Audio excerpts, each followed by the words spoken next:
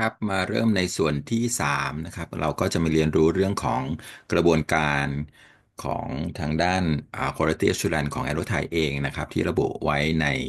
Training and Procedure Manual หรือ TPM นั่นเองนะครับว่าเรามีกระบวนการในการควบคุมคุณภาพของเราอย่างไรนะครับ จากที่ประกาศของกปทในเรื่องของการรับรองสถาบันฝึกอบรมด้านการควบคุมจราจรทางอากาศเมื่อปี 2559ที่เขียนออกมาแล้วนะครับมันก็เปรียบเสมือนกับกฎหมายได้ออกมาในเรื่องของการรับรองสถาบันไว้ว่ายังไงนะครับแอรุไทยเองของเราก็ได้รับการรับรองเป็น ADCTO แล้วนะครับตั้งแต่ปี 2565นะครับ แล้วก็มีอายุของใบรับรองสถาบันนั้น3ปีนะครับจะหมดอายุในมีนาคม2568นะครับหลังจากนั้นเราก็จะต้องมีการขอต่ออายุใบรับรองต่อไปเรื่อยๆนะครับก็จะมีใบรับรองโดยปกติแล้วใบรับรองสถาบันก็จะมีอายุคราวละ3ปีนะครับ ในการดำเนินการของสถาบันฝึกอบรมนะครับก็จะต้องมีระบุไว้ในคู่มือ TPM นะครับว่าต้องมีการดำเนินการอย่างไรบ้างนะครับส่วนของ TPM a e r o t h a i เองนะครับก็จะมีการเขียนไว้ในเรื่องของการฝึกอบรมของ Staff Training นะครับว่าคอร์สอบรมต่างๆมีระบุไว้นะครับในคู่มือนี้ว่าเราจะต้องมีคอร์สอะไรบ้างที่รับการฝึกอบรมนะครับ เรื่องของ Training Record นะครับการเก็บข้อมูลการฝึกอบรมต่างๆนะครับรวมถึงมีระบบของการประกันคุณภาพ Quality Assurance System นะครับแล้วก็ในคู่มือ TPM นี้ก็ยังมีเขียนไว้ในเรื่องของสิ่งอำนวยความสะดวกระบบซิมต่างๆนะครับมีที่ไหนบ้างอย่างไรแล้วก็การเก็บ Record ของนักเรียนนะครับรวมถึงฟอร์มเช็คลิสต์ต่างๆในการไป Finding นะครับของการ Quality Assurance นะครับระบุไว้ในคู่มือใน TPM ทั้งหมดแล้วนะครับ ตามข้อกำหนดของกปทเรื่องการรับรองสถาบันในเนื้อหา TPM ว่าต้องมีอะไรบ้างนะครับก็มีในเรื่องของบททั่วไปนะครับเรื่องของคุณสมบัติของบุคลากรต่างๆในสถาบันนะครับไม่ว่าจะเป็นเรื่องของผู้แทนสถาบันที่เป็นผู้ที่ต้องดำเนินการทำการติดต่อกับกปทโดยตรงนะครับเรื่องของอ่าคุณสมบัติของ Head of Training นะครับหรือคุณสมบัติของ ISM ผอศูนย์ต่างๆที่ควบคุมดูแลการฝึกอบรมมีอย่างไรบ้างนะครับรวมถึงคุณสมบัติของครูอินสตรัคเตอร์ไม่ว่าจะเป็นครูคลาสรูมครูซิมหรือ OJTI นะครับก็จะมีระบุไว้ในคู่มือนี้ทั้งหมดนะครับแต่ในคู่มือ TPM นี้เราจะไม่ได้ระบุเรื่องของคุณสมบัติของนักเรียนไว้นะครับเพราะว่าคุณสมบัติของนักเรียนนั้นจะอยู่ในเอกสารของ UTP หรือ Unit Training Plan ของแต่ละหน่วยยูนิตอยู่แล้วนะครับ นั้นก็เราใน TPM เราจะมีแค่คุณสมบัติของครูเท่านั้นนะครับแล้วก็ต่อไปก็จะเป็นอ่าระบุไว้ในเรื่องของเนื้อหาแผนการฝึกอบรมต่างๆนะครับต้องมีแผนการฝึกอบรมอย่างไรบ้างนะครับรายละเอียดของระบบประกันคุณภาพนะครับรวมถึงการเก็บเรคคอร์ดการฝึกอบรมต่างๆเราจะต้องมีการเก็บเรคคอร์ดไว้กี่ปีอย่างไรนะครับแล้วก็สิ่งอำนวยความสะดวก Facility ต่างๆในการฝึกอบรม เรื่องของ Classroom เรื่องของ Simulator ต่างๆนะครับมีอย่างไรบ้างระบุไว้ใน TPM ทั้งหมดนะครับในกระบวนการ Quality Assurance Audit นะครับหรือการตรวจสอบระบบประกันคุณภาพมีแนวปฏิบัติหรือ procedure อย่างไรบ้าง4ขั้นตอนหลักนะครับขั้นตอนแรกเป็นเรื่องของการ Audit Plan นะครับขั้นตอนที่2เรื่องของ Audit Conduct นะครับขั้นตอนที่3 Audit Report และขั้นตอนสุดท้ายขั้นตอนที่4 Cap and Implementation นะครับเราจะมาพูดถึงขั้นตอนแรกกันก่อนนะครับเรื่องของ Audit Plan การวางแผนการตรวจนะครับมีอย่างไรบ้าง Audit Plan การวางแผนการตรวจในขั้นแรกนั้นทางทีม Auditor นะครับก็จะมีการวาง Schedule หรือแผนการตรวจประจำปีนะครับว่าเราจะต้องมีการไปตรวจที่ใดบ้างในปีนั้นๆนะครับซึ่งแผนการตรวจนี้จะต้องได้รับการอนุมัติจาก EAE นะครับหรือฝ่าย พศนะครับก่อนดำเนินการตรวจนะครับแล้วก็หลังจากนั้นทางทีมออดิเตอร์ก็จะมีการรีวิวเกณฑ์การตรวจต่างๆนะครับว่าจะต้องมีการปรับปรุงมีการดำเนินการเกณฑ์การตรวจอย่างไรบ้างนะครับเช็คลิสต์ยังไงบ้างนะครับแล้วก็สุดท้ายก็จะมีการแจ้งหน่วยรับตรวจก่อนล่วงหน้าอย่างน้อย1 เดือนนะครับก่อนที่จะไปตรวจแต่ละที่นะครับเพราะฉะนั้นท่านก็จะทราบล่วงหน้านะครับว่าเมื่อไหร่ทีมตรวจจะเข้าไปตรวจติดตามในการฝึกอบรมในหน่วยงานของท่านนะครับล่วงหน้าอย่างน้อย1 เดือนนะครับทั้งหมดนี้ก็จะเป็น Audit Plan ในขั้นตอนแรกนะครับขั้นตอนที่2จะเป็นเรื่องของ Audit Conduct ครับการตรวจติดตามแล้วนะครับ มีอย่างไรบ้าง Audit Conduct นะครับก็จะเป็นในวันที่ทางทีมออดิเตอร์เข้าไป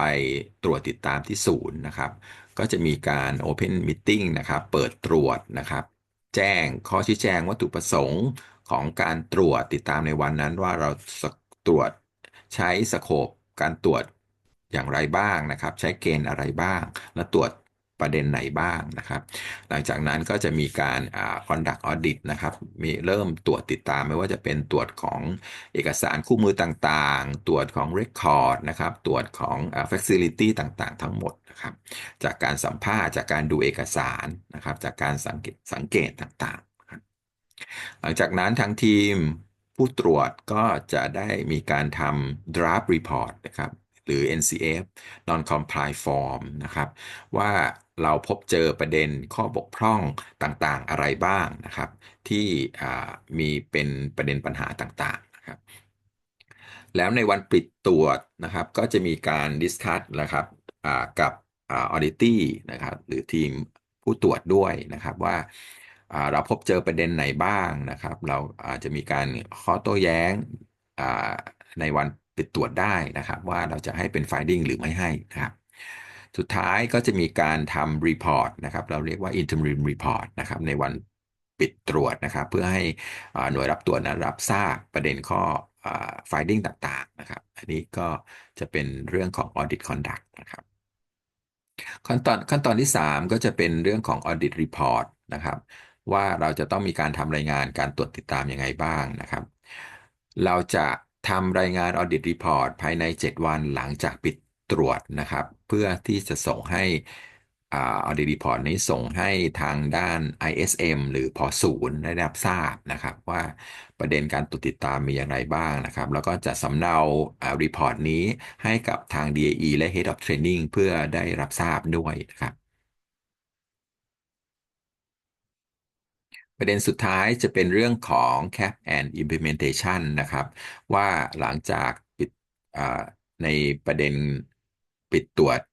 finding ต่างๆแล้วหน่วยรับตรวจจะต้องมีการดำเนินการแก้ไขข้อบกพร่องยังไงบ้างนะครับการ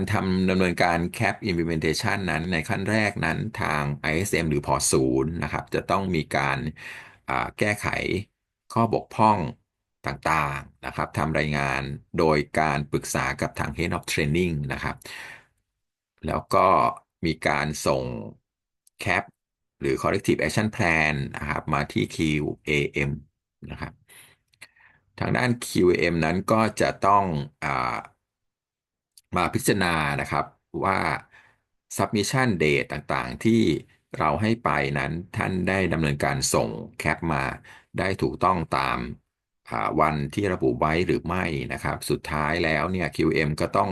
มาพิจารณาดูต่างๆ Cap Implementation ที่ทางศูนย์ดำเนินการนะครับว่าเป็นไปตาม time frame ที่เหมาะสมหรือไม่นะครับถ้าการแก้ไขข้อบกพร่องนั้นไม่เหมาะสมเราก็จะมีการดำเนินการตอบกลับในเอกสารไปนะครับแล้วก็ท่านอาจจะต้องมีการพิจารณาแคปหรือการ implementation ใหม่ให้รอบคอบนะครับตามกำหนดระยะเวลาที่ระบุไว้ครับ ส่วนในการให้ finding นะครับแล้วก็มีข้อกำหนดไว้นะครับ3 ประเด็นหลักๆด้วยกันนะครับ non-comply level 1นะครับตัวนี้ก็จะเป็นเรื่องที่เกี่ยวข้องกับ safety โดยตรง ถ้ามีผลกระทบกับ safety เนี่ยเราก็จะให้ NC เป็น level 1นะครับซึ่งเป็นเรียกว่าเป็น major อ่า ผลกระทบร้ายแรงทีเดียวนะครับก็จะต้องมีการตอบกลับ CAP หรือ Corrective Action Plan นะครับภายใน14วันหลังจากปิดตรวจนะครับส่วนประเด็นที่2เรื่องของ NC Level 2นะครับเป็น minor นะครับก็จะต้องตอบกลับ CAP ภายใน30วันหลังจากปิดตรวจนะครับมีแนวทางการแก้ไขข้อบกพร่องอย่างไรบ้างนะครับ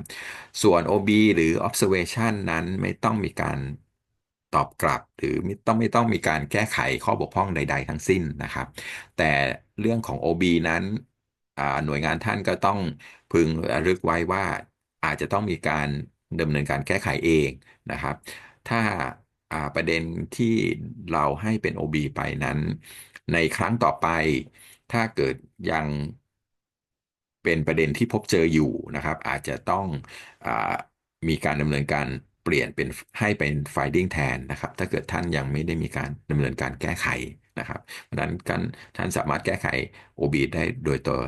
หน่วยงานของท่านเองได้เลยนะครับ ก็จะมีประเด็น3หลักๆนะครับ NC Level 1ดำเนินการตอบกลับภายใน14วัน NC Level 2ดำเนินการตอบกลับภายใน30วันส่วน OB ไม่ต้องดำเนินการตอบกลับแก้ไขข้อบกพร่องใดทั้งสิ้นถ้าสามารถดำเนินการได้เองเลยครับ ส่วนประเด็นของ Audit Checklist นะครับอ่าแนวทางการตรวจติดตามมีประเด็นหลักๆอย่างไรบ้างนะครับปกติจะมี6 section ด้วยกันนะครับเรื่องของ section แรก organization staffing นะครับการดำเนินการของหน่วยงานท่านเองการบริหารโครงสร้าง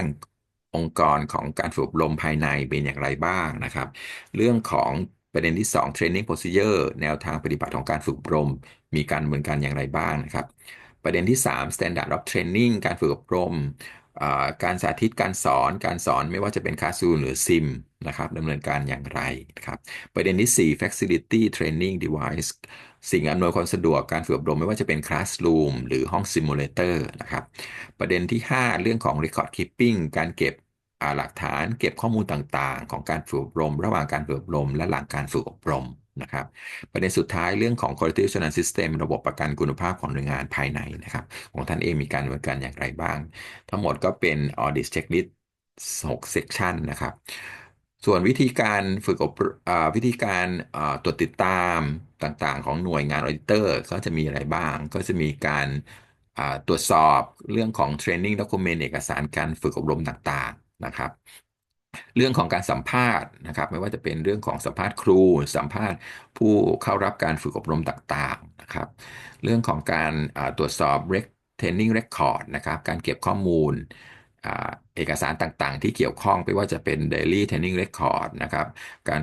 ตรวจสอบเอกสารCertificate หรือใบ Transcript ต่างๆของการฝึกอบรม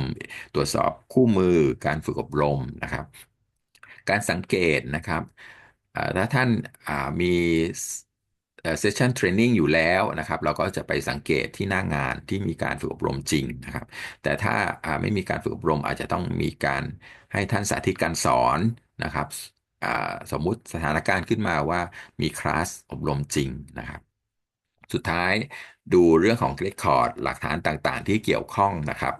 ของการฝึกอบรมทั้งหมดนะครับ อันนี้ก็จะเป็นเรื่องของเมธอดวิธีการของการเก็บข้อมูลต่าง